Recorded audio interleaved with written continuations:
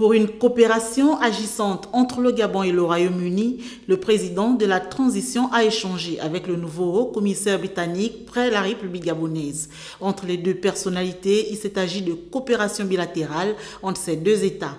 Nous avons parlé de la relation entre nos deux pays, notamment sur l'économie et l'environnement.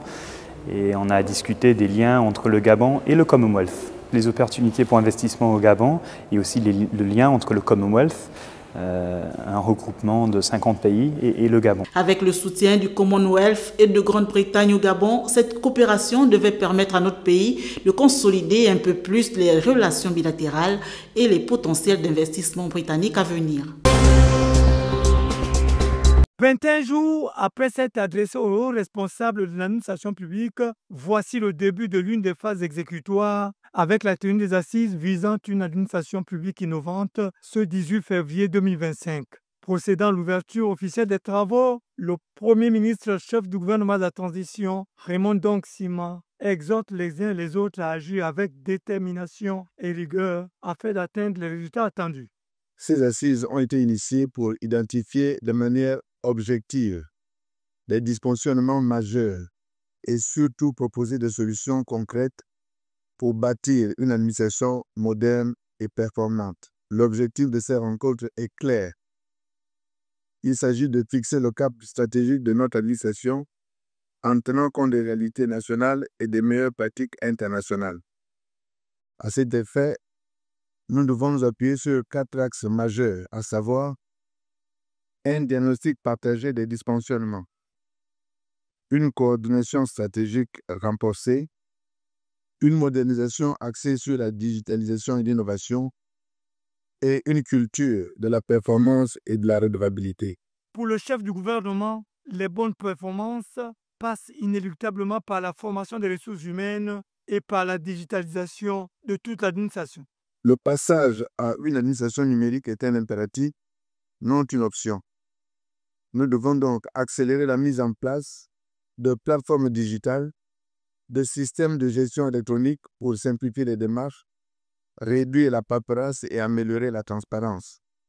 Une e-administration performante sera certainement gage d'une meilleure qualité de service pour nos citoyens. Dans cette optique, il est temps de mettre en place des indicateurs de performance mesurables pour chaque département ministériel. La gestion des ressources humaines doit être repensée en priorisant la maîtrise des effectifs, la répartition stratégique des compétences, la formation continue et l'évaluation des agents. Après avoir atteint les objectifs tant attendus par tous au sein de l'administration gabonaise à court, moyen et long terme, il serait évidemment mis un terme à la lourdeur bureaucratique observée depuis de longues années.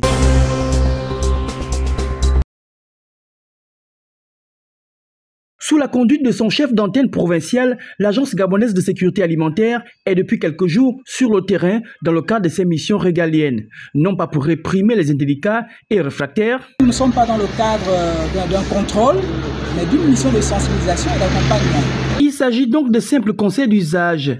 La descente vise plusieurs objectifs majeurs. Nous montrons également que c'est bien d'élaborer un plan de lutte contre ces nuisibles-là, toujours pour prévenir la sécurité sanitaire des aliments là, qui sont mis à la consommation. Il y a également l'hygiène du personnel à travers l'état de propreté d'hygiène de la personne, mais aussi le fait d'avoir un état de santé compatible avec les manipulations des aliments qui sont faites. Et aussi, nous abordons la question de la chaîne de froid. Nous recommandons comment est-ce qu'il faut faire le suivi de la chaîne de froid. Tout un laboratoire de prescriptions, de mesures et de normes à respecter, car la santé des consommateurs a été assez souvent mise en danger à cause de l'imprudence et du comportement véreux de certains opérateurs économiques qui mettent l'accent uniquement sur leur chiffre d'affaires. Les palettes là, il faut trouver un moment où tu vas soulever les palettes pour nettoyer. Dans son rôle de police phytosanitaire, la Gaza n'entend pas lâcher du lest. Au cours de cette sortie, la première de l'année, dans ce format, les équipes, bien qu'en phase de sensibilisation et de conseil, n'ont rien laissé de côté. L'état des chambres froides, les entrepôts et tutti quanti. On a élaboré une fiche. La fiche là, c'est pour suivre la température. Donc chaque matin, quand vous venez, donc à l'ouverture, vous devez noter l'heure et puis la température. La clientèle rencontrée, comme cette dame, apprécie. L'endroit où la population fait les courses, ça doit être propre. Voilà, ça doit être bien traité. Cette phase concerne pour l'heure une catégorie de magasins. Cette activité, elle est tournée exclusivement vers les opérateurs qui sont partenaires de la Gaza, c'est-à-dire qui ont adhéré au processus d'agréage. Donc, ce sont des établissements qui sont agréés, essentiellement qui recevront notre visite dans ce cadre-là bien particulier. Des opérations qui vont se poursuivre et migrer vers d'autres opérateurs économiques de même secteur et d'une autre taille.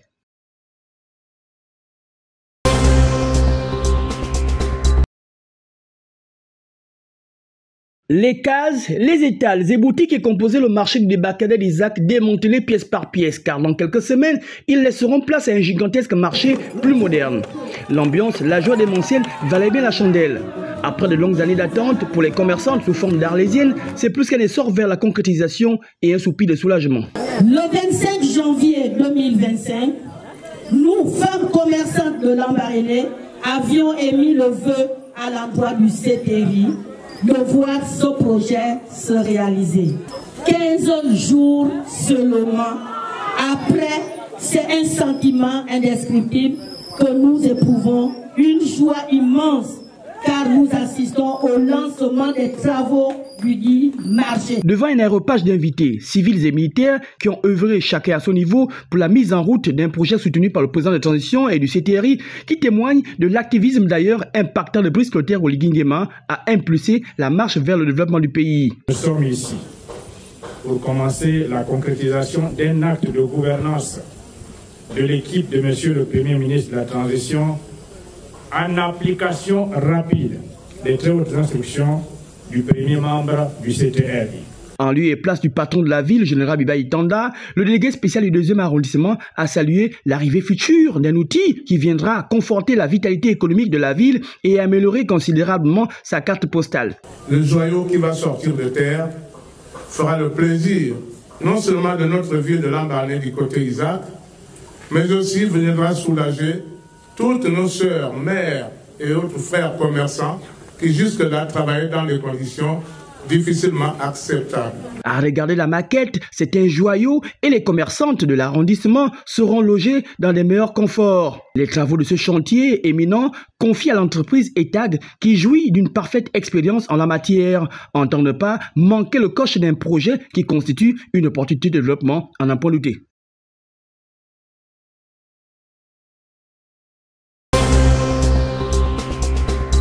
Dans ce forage construit par l'église adventiste du 7e jour depuis 2022, cet adolescent vient régulièrement s'approvisionner en eau potable.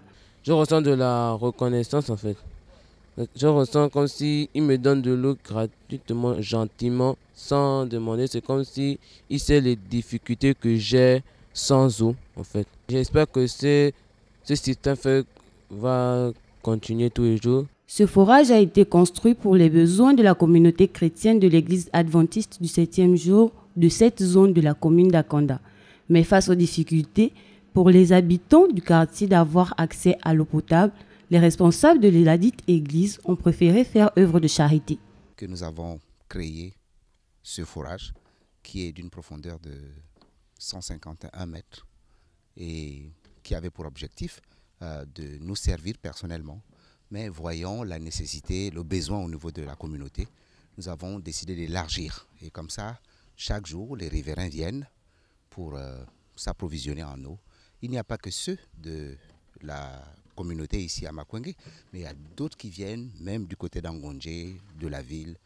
Et en fait, ce que nous voulons à la fin, c'est que l'État puisse quand même penser à cette zone, de manière à ce qu'il y ait de l'eau potable à la disposition de toute la population. Malgré les difficultés que rencontre cette église au quotidien, elle reste déterminée à œuvrer pour le bien-être des populations du premier campement. Les difficultés que nous avons sont de l'ordre de l'électricité parce que nous prenons des factures, ça fait 24 heures sur 24. On a donc arrêté de donner toute la journée. Nous faisons de 6 heures à midi, et on coupe, et maintenant de 17 heures à 19 heures. Parce qu'il y a des moments quand il pisse toute la matinée comme ça, nous ne pouvons pas parfois nous laver, surtout ceux qui sont à l'étage. Alors donc c'est ça la petite difficulté. Rappelons que ce projet inspirant met en lumière la manière dont une initiative locale peut avoir un impact dans la vie d'une communauté entière. Il s'agit là de l'installation officielle du nouveau préfet du département de la Doutila, qui prend ses fonctions à l'occasion de cette cérémonie présidée par le gouverneur de la province de la Nyanga, Jean-Robert Maboubé. Après le mot de bienvenue du délégué spécial de la ville et du geste symbolique, le promu, par des mots de reconnaissance, s'est prononcé de la plus belle manière. Je voudrais mériter la confiance qui m'a été faite. Je veux tenir ce sacerdoce avec dévouement et célérité. À tous les collaborateurs, je n'aurai pas grand-chose à dire maintenant, mais simplement demander l'assiduité, la ponctualité et, bien sûr, le respect des RG. Pour sa part, le gouverneur de province a prodigué des sages conseils pour une bonne collaboration. Faut-il le rappeler, obéir à une tradition républicaine. Vous êtes, pour ainsi dire, les premiers collaborateurs du gouverneur. Le gouverneur que je suis désormais de la Nyanga compte sur vous. Il n'y a pas de gouverneur si en bas. Et si la base n'est pas bonne, le toit, il en souffre. Donc nous allons désormais être ensemble autant que Dieu voudra. La cérémonie s'est achevée par l'exécution. Notre sauve la félicité, c'est enfin notre sauve la félicité.